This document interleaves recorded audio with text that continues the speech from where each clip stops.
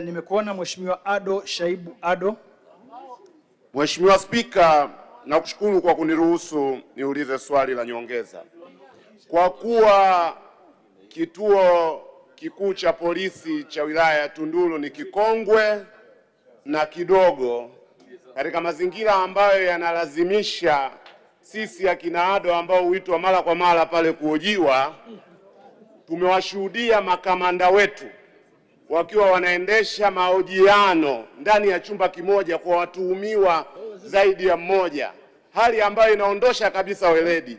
Ni lini serikali itafikiria kujenga kituo kipya cha wilaya ya Tunduru ili makamanda wetu wafanye kazi kwa weledi na utaratibu unaohitajika ikiwemo faragha? Majibu, Mheshimiwa Naibu Waziri. Asante Mheshimiwa Mwenyekiti. Nimshukuru na kumpongeza sana Mheshimiwa Ado Shaibu. Lakini naomba nimkumbushe tu kwamba kituo cha polisi alichokitaja na vituo vyote vya polisi nchini, uwepo wake si kwa ajili ya wakina Ado Shaibu.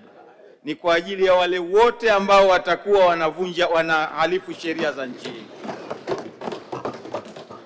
Na kwa sababu hizo, serikali inaendelea na hatua mbalimbali, na kwa upande wa vituo vya polisi vya ngazi ya wilaya ambavyo kwa taarifa yetu ya awali tulisema kwamba tuna vituo vya polisi 75 vya ngazi ya wilaya ambavyo ama vinahitaji ukarabati au vinahitaji kujengwa upya kwa lengo la kufikisha hadhi ya daraja B kwa maana ya kituo cha wilaya.